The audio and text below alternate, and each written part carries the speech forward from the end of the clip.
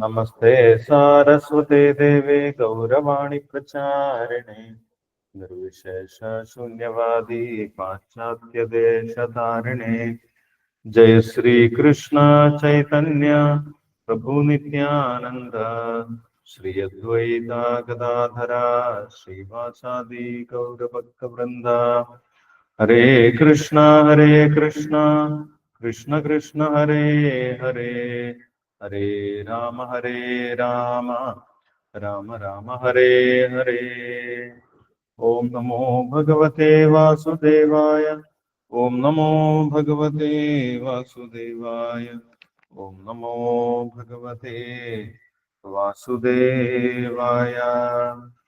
നിഗമകൽപതരോർഗളിതം ഫലം ശുഗമുഖാത് അമൃതദ്രവ സംയുതം പിബത ഭാഗവതം രസമാലയം മുഹുരഹോ രസികാ ഭുവി ഭാവുകാഃ. നാരായണം നമസ്കൃത്യം നരം ചൈവ നരോത്തമം ദേവീം സരസ്വതീം വ്യാസം തതോ ജയം മുദീരയേത്. നഷ്ടപ്രായേഷു ഭദ്രേഷു നിത്യം ഭാഗവത സേവയാ ഭഗവതി ഉത്തമ ശ്ലോകേ ഭക്തിർഭവതി നൈഷ്ഠികിം.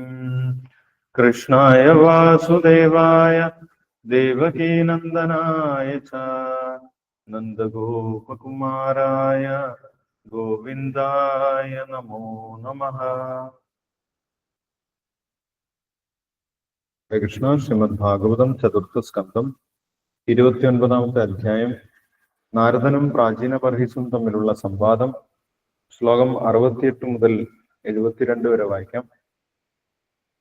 സർവേ ക്രമാനുരോധേന മനസീന്ദ്രിയഗോചരാഃ ആയാന്തി ബഹുശോ യാന്തി സർവേ സമനസോ ജനാഃ. സത്വൈകനിഷ്ഠേ മനസി ഭഗവത് പാർശ്വവർത്തിനി തമശ്ചന്ദ്രമസി വേദ ഉപരജ്യാവഭാസതേ. നാഹം മമേതി ഭാവോയം പുരുഷോ വ്യവധീയതേ യാവത് ബുദ്ധിമനോക്ഷാർത്ഥം ഗുണവ്യൂഹോ ഹ്യനാദിമാൻ.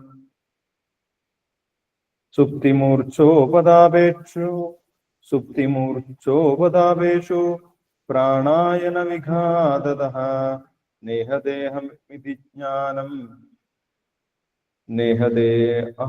ജ്ഞാനം മൃത്യുപ്രജ്വാരയോരപി.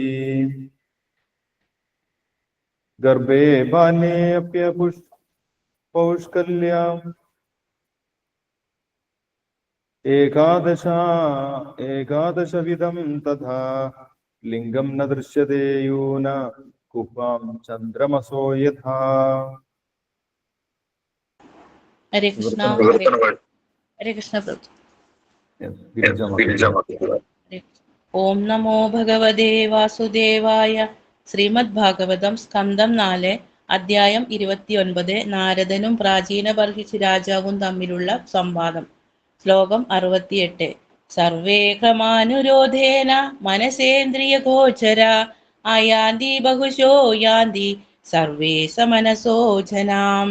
വിവർത്തനം. ജീവസത്യയുടെ മനസ്സ് പലതരം ശൂര ശരീരത്തിൽ നിൽക്കുകയും ഒരുവൻ ഇന്ദ്രിയ സംതൃപ്തിക്ക് അനുസരിച്ച് പലതരം ചിന്തകൾ മനസ്സ് രോഷപ്പെടുത്തുകയും ചെയ്യുന്നു. ഇവയെല്ലാം മനസ്സിൽ ഒന്നിച്ച് വിവിധതരം സമ്മിശ്രണമായി കാണപ്പെടുന്നു. അതിനാൽ ഈ രൂപകൽപ്പനകൾ ചിലപ്പോൾ ഒരിക്കലും കണ്ടിട്ടില്ലാത്തവയും ഒരിക്കലും കേട്ടിട്ടില്ലാത്തവയുമായി അനുഭവപ്പെടുന്നു. ശ്ലോകം 69.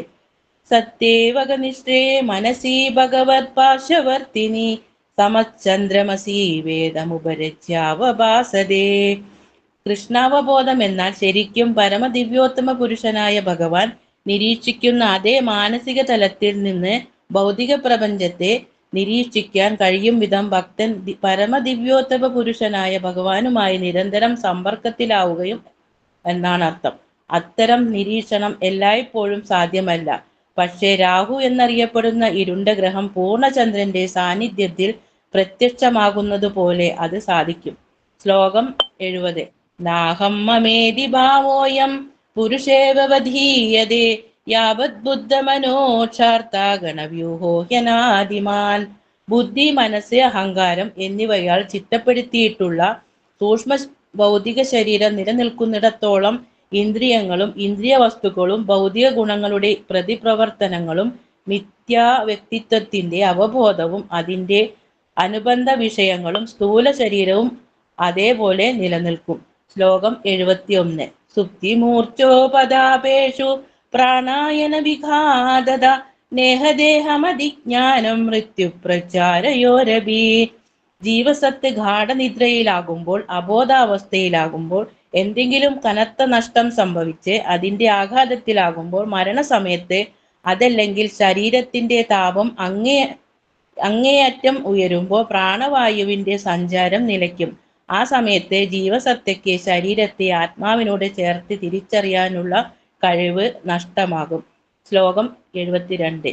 ഗർദേ ഫലേ പൗഷുകല്യാദേകാദശവിധം തഥാ ലിംഗം ന ദൃശ്യതേ യൂനം കുക്കാ ചന്ദ്രമസോ യഥാം. ഒരുവൻ യുവാവായിരിക്കുമ്പോൾ അവന്റെ 10 ഇന്ദ്രിയങ്ങളും മനസ്സും വ്യക്തമായി തെളിഞ്ഞവയായിരിക്കും. എങ്ങനെ തന്നെയായാലും മാതാവിന്റെ ഗർഭപാത്രത്തിലായിരിക്കുമ്പോഴും ബാല്യകാലത്തിലും അവന്റെ ഇന്ദ്രിയ അവയവങ്ങളും മനസ്സും മറയ്ക്കപ്പെട്ടിരിക്കും. അമാവാസി രാത്രിയിലെ ചന്ദ്രൻ പൂർണ്ണമായും ഇരുട്ടിനാൽ മറയ്ക്കപ്പെട്ടതുപോലെ. ഹരേ കൃഷ്ണ കൃഷ്ണ കൃഷ്ണ ഹരേ ഹരേ, ഹരേ രാമ രാമ രാമ ഹരേ ഹരേ. ഹരേ കൃഷ്ണ പ്രഭുജി. ഹരേ കൃഷ്ണ. താങ്ക് യു ഗിരിജ മാതാജി. ഹരേ കൃഷ്ണ. പ്രാചീന ബഹിഷത്ത് ചോദിച്ചത്, ഒരു വ്യക്തി ഒരു ജന്മത്തിൽ ചെയ്യുന്ന കർമ്മങ്ങൾ എങ്ങനെയാണ് അദ്ദേഹത്തിന്റെ മരണശേഷം അടുത്ത ശരീരത്തിലേക്ക് പോകുന്നത്? പ്രത്യക്ഷത്തിൽ ഒരു വ്യക്തിക്ക് ഇതൊന്നും കാണാൻ സാധിക്കുന്നില്ല. പക്ഷെ വേദങ്ങളിൽ ഇതെല്ലാം പറയുന്നുണ്ട്. ഒരു വ്യക്തി ഈ ജന്മത്തിൽ അനുഭവിക്കുന്നത് പൂർവജന്മത്തിലെ കർമ്മഫലമാണ്, പൂർവജന്മത്തിലെ സംസ്കാരമാണ് അടുത്ത ജന്മത്തിലേക്കും പോകുന്നത്. പൂർവജന്മങ്ങളുടെ ആഗ്രഹപൂർത്തിക്കായിട്ടാണ് വീണ്ടും ഒരു ശരീരം ലഭിക്കുന്നത്. ഇതെല്ലാം വേദങ്ങളിൽ പല സ്ഥലത്തു നിന്നും കേട്ടിട്ടുണ്ട് എന്ന് പ്രാചീന ബർഹീഷത് പറഞ്ഞു. പക്ഷെ പ്രത്യക്ഷത്തിൽ കാണുന്നത് എന്താണ്? ഒരു വ്യക്തി മരിക്കുന്നതോടുകൂടി എല്ലാം ഇല്ലാതാകുന്നതാണ്. പിന്നെ എങ്ങനെയാണ് അടുത്ത ജന്മത്തിലേക്ക് ആ കർമ്മവാസനകളൊക്കെ പോകുന്നത്? എങ്ങനെയാണ് അടുത്ത ജന്മത്തിൽ പൂർവജന്മ കർമ്മ ഫലം അനുഭവിക്കുന്നത്? എങ്ങനെയാണ് ഒരു തുടർച്ചയുണ്ടാകുന്നത് എന്ന് നാരദ മഹർഷിയോട് പ്രാചീന ബർഹിഷത്ത് ചോദിച്ചു. അപ്പോൾ നാരദ മഹർഷി പറഞ്ഞത്, ഒരു വ്യക്തി മരിക്കുന്ന സമയത്ത് അദ്ദേഹത്തിന്റെ സ്ഥൂല ശരീരം മാത്രമേ നശിക്കുന്നുള്ളൂ. പുറമേ കാണുന്ന, നമ്മൾക്ക് കാണാൻ സാധിക്കുന്ന പഞ്ചഭൂതങ്ങളെ കൊണ്ട് നിർമ്മിച്ചിട്ടുള്ള സ്ഥൂല ശരീരം മാത്രമേ നശിക്കുന്നുള്ളൂ. സൂക്ഷ്മ ശരീരത്തിന് ഒരു മാറ്റവും സംഭവിക്കുന്നില്ല. സൂക്ഷ്മ ശരീരം അതേപടി മാറ്റമില്ലാതെ അടുത്ത ശരീരത്തിലേക്കും പോകുന്നുണ്ട്. ആ സൂക്ഷ്മ ശരീരത്തിൽ പൂർവജന്മ കർമ്മവാസനകളെല്ലാം ഉണ്ടാകും. അതൊരു തുടർച്ചയാണ് എന്നാണ് പറയുന്നത്. അപ്പോൾ ഒരു വ്യക്തി മരിക്കുന്ന സമയത്ത് ഒരു ശരീരം മാത്രമേ നശിക്കുന്നുള്ളൂ, മറ്റേ ശരീരം നശിക്കുന്നില്ല. ആ സൂക്ഷ്മ ശരീരത്തിലൂടെ ഒരു വ്യക്തിക്ക് അടുത്ത ജന്മത്തിൽ തന്റെ പൂർവജന്മ കർമ്മങ്ങൾക്കനുസരിച്ച് പ്രവർത്തിക്കാൻ സാധിക്കും എന്നാണ് പറയുന്നത്. അപ്പോൾ ആ മനസ്സിന്റെ പ്രത്യേകതകളൊക്കെ പറഞ്ഞിട്ടുണ്ടായിരുന്നു. മനസ്സിൽ ഏതു തരം ആഗ്രഹമാണ് ഉള്ളത് അതിനനുസരിച്ചാണ് അടുത്ത ശരീരം ലഭിക്കുന്നത് എന്നുള്ള കാര്യമൊക്കെ പറഞ്ഞു. ഇവിടെ മനസ്സിന്റെ പ്രത്യേകതകളെ കുറിച്ചാണ് പ്രാചീന പരീക്ഷത്തിന്റെ നാരദ മഹർഷി തുടർന്ന് പറഞ്ഞു കൊടുക്കുന്നത്. പൂർവജന്മത്തിലുള്ള എല്ലാ പ്രവർത്തനങ്ങളെയും, പൂർവജന്മത്തിലുള്ള എല്ലാ ആഗ്രഹങ്ങളെയും, പൂർവജന്മത്തിലുണ്ടായിട്ടുള്ള എല്ലാ അനുഭവങ്ങളെയും മനസ്സിൽ വളരെ വ്യക്തമായിട്ട് രേഖപ്പെടുത്തി വെക്കുമെന്നാണ് പറയുന്നത്. മനസ്സ് എന്ന് പറയുന്നത് വളരെ ആഴമുള്ളതാണ്. അതിൽ പൂർവജന്മത്തിൽ സംഭവിച്ചിട്ടുള്ള എല്ലാ അനുഭവങ്ങളും രേഖപ്പെടുത്തി വെച്ചിട്ടുണ്ട് എന്നാണ് പറയുന്നത്. പൂർവജന്മത്തിൽ എന്തെല്ലാം കാര്യങ്ങൾ അനുഭവിച്ചു, എന്തെല്ലാം ആഗ്രഹങ്ങൾ ഉണ്ടായി, എന്തെല്ലാം പ്രവൃത്തികളൊക്കെ ചെയ്തു, ഇതെല്ലാം മനസ്സിൽ രേഖപ്പെടുത്തി വെച്ചിട്ടുണ്ട് എന്നാണ് പറയുന്നത്.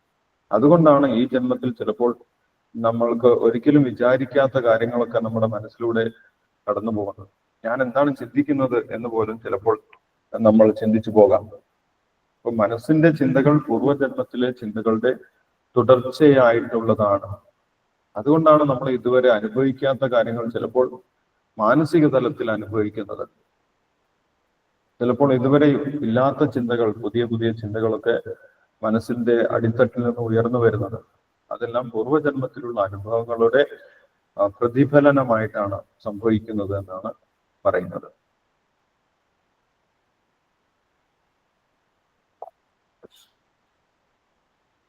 ചിലപ്പോൾ സ്വപ്നത്തിലും ഒരു വ്യക്തി പൂർവ്വജന്മത്തിലുള്ള കാര്യങ്ങൾ അനുഭവിക്കാറുണ്ട് എന്നാണ് പറയുന്നത്. അപ്പോൾ ഇപ്പോഴുള്ള മനസ്സിന്റെ അവസ്ഥ വെച്ച് നമ്മൾക്ക് നമ്മുടെ പൂർവ്വജന്മം എങ്ങനെയുള്ളതായിരുന്നു എന്ന് ഏകദേശം മനസ്സിലാക്കാൻ സാധിക്കുമെന്നാണ് പറയുന്നത്. ഒരു വ്യക്തിയുടെ മനസ്സ് സാംസ്കാരികമായിട്ട് വളരെ ഉയർന്ന നിലവാരത്തിലുള്ളതാണെങ്കിൽ, ഉയർന്ന മാനുഷിക മൂല്യങ്ങളൊക്കെ സൂക്ഷിക്കുന്ന മനസ്സാണെങ്കിൽ, അതിന്റെ അർത്ഥം ആ വ്യക്തി പൂർവ്വജന്മത്തിലും ഒരുപാട് സാംസ്കാരിക പ്രക്രിയകളൊക്കെ ചെയ്തിട്ടുണ്ട്. ആ വ്യക്തി ഉയർന്ന മൂല്യത്തിൽ ജീവിച്ച വ്യക്തിയായിരുന്നു എന്ന് മനസ്സിലാക്കാൻ സാധിക്കും. മനസ്സ് വളരെ താഴ്ന്ന നിലവാരത്തിലാണെങ്കിൽ പൂർവ്വജന്മത്തിലും അങ്ങനെയുള്ള കർമ്മങ്ങളിലൂടെയാണ് ആ വ്യക്തി കടന്നുപോയിട്ടുള്ളത് എന്ന് മനസ്സിലാക്കാൻ സാധിക്കും. അപ്പോൾ ഇപ്പോഴുള്ള മനസ്സിന്റെ അവസ്ഥയനുസരിച്ച് മുൻ ജന്മത്തിൽ ആ വ്യക്തി എങ്ങനെയുള്ള വ്യക്തിയായിരുന്നു എന്നും അടുത്ത ജന്മം എങ്ങനെയാണ് വരാൻ പോകുന്നത്, ഏത് നിലവാരത്തിലുള്ള ശരീരമാണ് കിട്ടാൻ പോകുന്നത് എന്നും മനസ്സിലാക്കാൻ സാധിക്കുമെന്നാണ് നാരദ മഹർഷി പറയുന്നത്.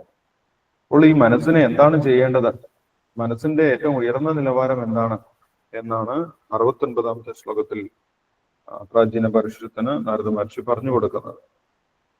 മനസ്സിന്റെ എല്ലാവിധ ആഗ്രഹങ്ങളെയും ഉപേക്ഷിക്കേണ്ട ആവശ്യമില്ല എന്നാണ് പറയുന്നത്.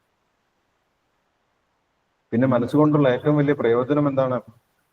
ഭഗവാന്റെ ആഗ്രഹങ്ങളെ മനസ്സിലാക്കുക, ഭഗവാനെ മനസ്സിലാക്കുക, ഭഗവാന്റെ നിർദ്ദേശങ്ങൾ മനസ്സിലാക്കാൻ സാധിക്കുന്ന തരത്തിൽ മനസ്സിനെ ഉയർത്തിക്കൊണ്ടുവരിക എന്നുള്ളതാണ് മനസ്സിന്റെ ഏറ്റവും ഉയർന്ന അവസ്ഥ എന്നാണ് പറയുന്നത്. സാധാരണഗതിയിൽ മനസ്സിൽ ഭൗതികമായിട്ടുള്ള ആഗ്രഹങ്ങളാണ് ഉണ്ടാവുക, ഭൗതികമായിട്ടുള്ള ചിന്തകളാണ് ഉണ്ടാവുക. പക്ഷെ ഭഗവാനെ കുറിച്ച് മനസ്സിലാക്കുകയും ഭഗവാന്റെ ആഗ്രഹം എന്താണെന്ന് മനസ്സിലാക്കുകയും ഭഗവാന്റെ നിർദ്ദേശം മനസ്സിലാക്കുകയും ചെയ്യുന്ന നിലവാരത്തിലേക്ക് മനസ്സിനെ ഉയർത്തിക്കൊണ്ടുവരാനാണ് നാരദ മഹർഷി പറയുന്നത്. ആഗ്രഹങ്ങൾ ഇല്ലാതിരിക്കാൻ മനസ്സിന് ഒരിക്കലും സാധിക്കില്ല. പക്ഷെ ഭഗവാന്റെ ആഗ്രഹം എന്താണെന്ന് മനസ്സിലാക്കുക. അതെങ്ങനെയാണ് മനസ്സിലാക്കുന്നത്? ഗുരുമുഖ പത്മവാക്യ ചിത്തേതേ കരിയ ഐക്യ ആരന കരിഹോ മനെ ആശ. മനസ്സിൽ ആശയുണ്ടാകും. പക്ഷെ എന്തായിരിക്കണം ആശ?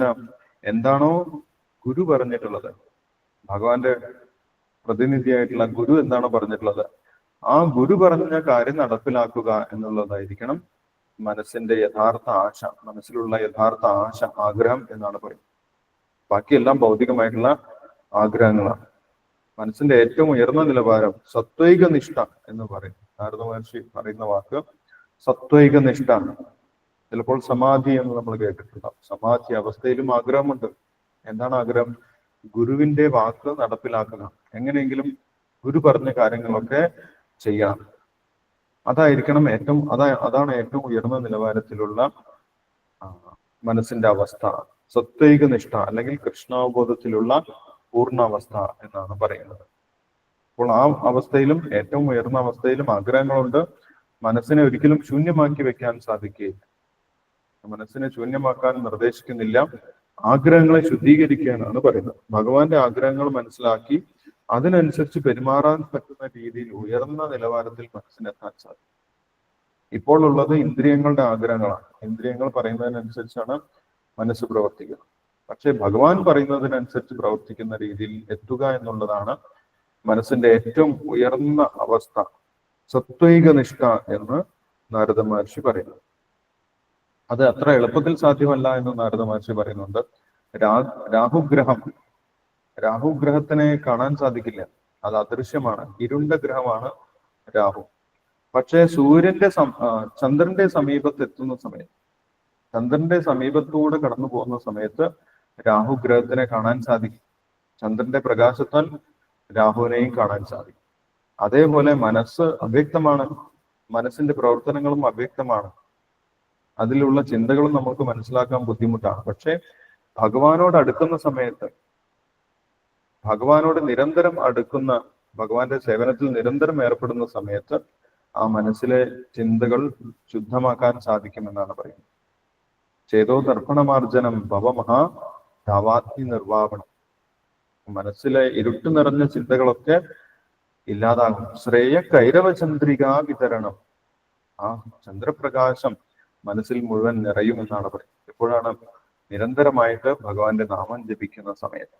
നിരന്തരമായിട്ട് ഭഗവാന്റെ നാമം ജപിക്കുന്ന സമയത്ത് മനസ്സിലുള്ള എല്ലാ ഇരുട്ടും ഇല്ലാതായി ശ്രേയ കൈരവചന്ദ്രികാ വിതരണം.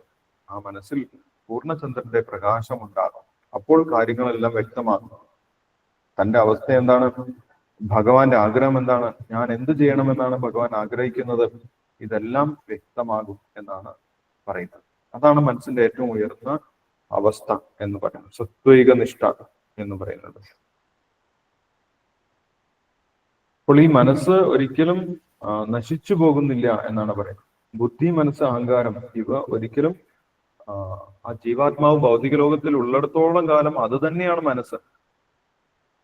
എത്ര ജന്മങ്ങളിലൂടെ കടന്നുപോയി കഴിഞ്ഞാലും മനസ്സും ബുദ്ധിയും അഹങ്കാരം അത് തന്നെയാണ്. അതിലുള്ള രേഖപ്പെടുത്തലുകളും ആഗ്രഹങ്ങളും ഒക്കെ മാറുന്നുവല്ല എന്നല്ലാതെ അതിന്റെ ആ ശരീരം മാറുന്നില്ല എന്നാണ് പറയുന്നത്. അപ്പോൾ ഒരു വ്യക്തിക്കുള്ള മനസ്സ് എന്ന് പറഞ്ഞു കഴിഞ്ഞാൽ പുരാതനമായിട്ടുള്ള മനസ്സാണ്. അതൊരു കുട്ടിയുടെ മനസ്സാണെങ്കിൽ പോലും അങ്ങനെ തന്നെയാണ് എന്നാണ് പറയുന്നത്.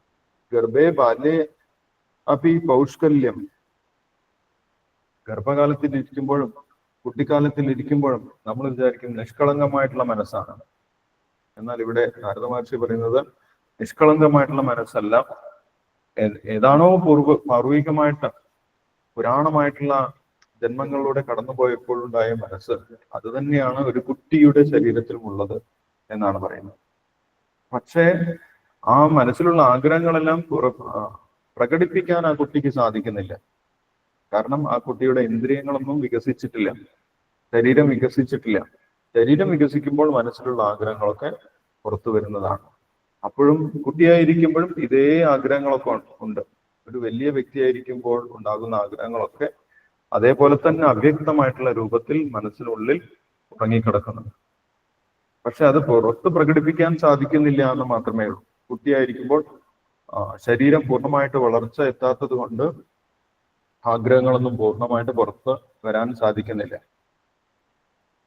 പക്ഷേ അതേ ആഗ്രഹങ്ങൾ തന്നെയാണുള്ളത്. പൂർവ്വജന്മത്തിന്റെ തുടർച്ചയായിട്ട് ഒരു കുട്ടിയിലുള്ള മനസ്സും അതേ മനസ്സ് തന്നെയാണ്. ഒരു വലിയ വ്യക്തിയുടെ അതേ മനസ്സ് തന്നെയാണ് ഒരു കുട്ടിയുടെ ശരീരത്തിനകത്തും ഇരിക്കുന്നത്. ഒരു പുതിയ മനസ്സല്ല, പുതിയ ശരീരം കിട്ടുന്ന സമയത്ത് പുതിയ മനസ്സല്ല ഉള്ളത്. മനസ്സും ബുദ്ധിയും അഹങ്കാരവും ഒക്കെ പഴയത് തന്നെയാണ്, അതൊരിക്കലും മാറുന്നില്ല എന്നാണ് പറയുന്നത്. പിന്നെ എപ്പോഴാണ് ഈ ശരീരബോധത്തിൽ നിന്ന് ആ മനസ്സ് മാറുന്നത് എന്നുള്ള കാര്യവും പറയുന്നുണ്ട്. ഉറങ്ങുന്ന സമയത്തും ശരീരം വിടുന്ന സമയത്തുമാണ് മനസ്സ് ഈ ശരീരബോധത്തിൽ നിന്ന് വിട്ടുപോകുന്നത്. ഞാൻ ഈ ശരീരമാണ് എന്നാണ് അതുവരെ ശരീരത്തിൽ ഇരിക്കുന്നിടത്തോളം കാലം മനസ്സ് ചിന്തിക്കുന്നത്. ഉറങ്ങുന്ന സമയത്ത് ഈ ശരീരത്തിൽ നിന്ന് വേറൊരു ബോധത്തിലേക്ക് മനസ്സ് പോകും. അതേപോലെ ശരീരം വിടുന്ന സമയത്തും മരിക്കുന്ന സമയത്തും ആ മനസ്സ് ഈ ശരീരത്തിൽ നിന്ന് വിട്ട് ശരീരബോധത്തിൽ നിന്ന് പുറത്തു കിടക്കുമെന്നാണ് പറയുന്നത്. പക്ഷെ അപ്പോഴും ഈ ആഗ്രഹങ്ങളെല്ലാം അതേപടി നിലനിൽക്കും. ആഗ്രഹങ്ങളും പൂർവ്വജന്മത്തിലെ അനുഭവങ്ങളും എല്ലാം അതേപടി മനസ്സിൽ നിലനിൽക്കുന്നുണ്ട്. അതേപടി തന്നെയാണ് ഒരു കുട്ടിയിലേക്ക് ഈ മനസ്സ് പോകുന്നത്. കുട്ടിയുടെ ശരീരത്തിലേക്ക്, പുതിയൊരു ശരീരത്തിലേക്ക് ആ മനസ്സ് പോകുന്നത്.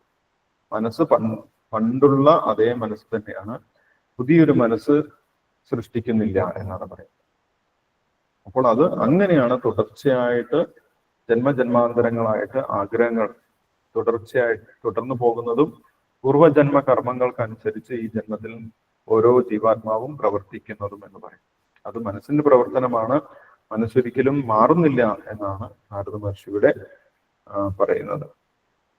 ഇനി ആ മനസ്സിനെ എങ്ങനെയാണ് ഭഗവാന്റെ സേവനത്തിലേക്ക് ഉയർത്തിക്കൊണ്ടുവരുന്നത് എന്ന് അടുത്ത ശ്ലോകങ്ങളിൽ വിശദീകരിക്കുന്നുണ്ട്.